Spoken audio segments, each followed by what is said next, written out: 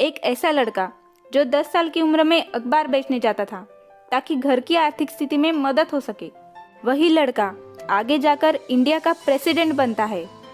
हाँ, हम सभी जानते हैं वे है दुनिया के महान साइंटिस्ट डॉक्टर एपीजे अब्दुल कलाम सर, जिनकी बोली हुई हर एक बात दुनिया के लिए एक सीख है, जिन्होंने मिसाइल्स से लेकर सैटेलाइट्स तक लॉन्च किए।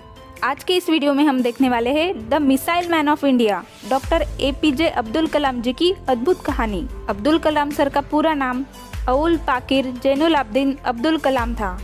उनका जन्म 15 अक्टूबर 1931 में रामेश्वरम तमिलनाडु में हुआ था। अब्दुल कलाम सर का जन्म तमिल मुस्लिम परिवार में हुआ। उनके पिता एक मस्जिद के इमाम और एक कश्ती के मालिक थे। उनकी माँ आशी अम्मा एक हाउसवाइफ थी। उनके पिता के पास जो नौका थी उससे वे हिंदू लोगों को रामेश्वरम से धनुषकोडी और धनुषकोडी से वापस रामेश्वरम ले जाते थे। उनके 3 बड़े भाई और एक बहन थी। वे अपने बड़े भाइयों से बहुत जुड़े हुए थे और अपनी पूरी जिंदगी उनको थोड़ा थोड़ा पैसा भेजते रहे।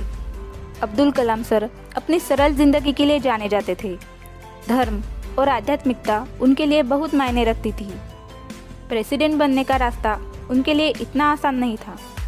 एक मुस्लिम फैमिली से बिलोंग करने की वजह से उन्हें कई सारी मुश्किलों का सामना करना पड़ा, लेकिन इन मुश्किलों में भी उन्होंने अपने पंख फैलाकर सक्सेस की उड़ान भर के दिखाई। अब्दुल कलाम सर के पूर्वज बहुत अमीर थे, लेकिन जब पंबन पुल का निर्माण हुआ तब उनके परिवार ने लोगों को लाने ले जाने का व्यापार पूरा खो दिया, क्योंकि अब पुल होने की वजह से नौका की लोगों को ज़रूरत नहीं रही।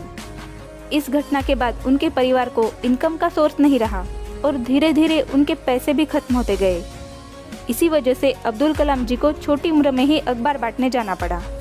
जब वे स्कूल गए तो उनके अंक साधारण आते थे, लेकिन शिक्षकों द्वारा उनको हमेशा एक मेहनती छात्र बोला गया। उन्हें पढ़ने में बहुत इंटरेस्ट था। श्वार्ट्स हायर सेकेंडरी स्कूल में उनकी पढ़ाई होने के बाद उन्होंने 1952 से 1954 के बीच सेंट जोसेफ्स कॉलेज तिरुचिरापल्ली से फिजिक्स में ग्रेजुएशन किया।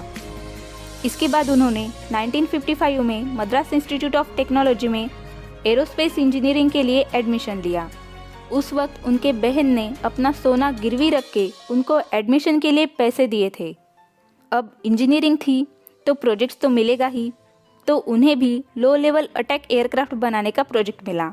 लेकिन सबमिशन के दिन प्रोफेसर को उनका ये मॉडल पसंद नहीं आया और उन्होंने अब्दुल कलाम जी को नया मॉडल बनाने के लिए कहा। अब अगर नया प्रोजेक्ट बनाना है तो उसमें 1 मंथ का समय तो लगेगा ही, लेकिन उनके प्रोफेसर ने कहा सिर्फ 3 दिन है तुम्हारे पास। 3 दिन में नया मॉडल नहीं बनाया तो स्कॉलरशिप नहीं मिलेगी। ये बात सुनते ही अब्दुल कलाम जी के होश उड़ गए।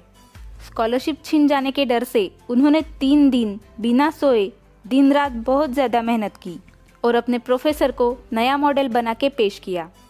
ये देखकर प्रोफेसर चकित रह गए। इसीलिए अब्दुल कलाम जी कहते हैं, to succeed in your mission you must have single minded devotion to your goal. उनकी इंजीनियरिंग खत्म होने के बाद उनको 2 इंटरव्यूज़ के लिए बुलाया गया। अगर वे पहले इंटरव्यू को क्लियर करेंगे तो उन्हें इंडियन एयरफोर्स में अपनी ड्रीम जॉब मिलेगी, और अगर वे दूसरे इंटरव्यू को क्लियर करेंगे तो उन्हें DTDNP एयर यानी directorate of technical development and production ministry of defence में जॉब मिलेगी। उन्होंने पहला इंटरव्यू DTDNP एयर में दिया। उनका वो इंटरव्यू अच्छा गया।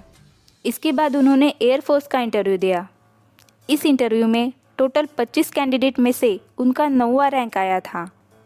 लेकिन दुख की बात ये थी कि एयरफोर्स ने पहले 8 लोगों को ही सिलेक्ट किया।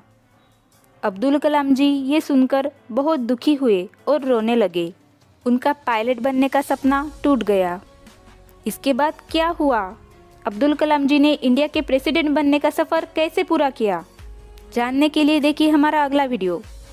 और अगर वीडियो पसंद आए तो चैनल को लाइक, शेयर एंड सब्सक्राइब ज़रूर करें। धन्यवाद।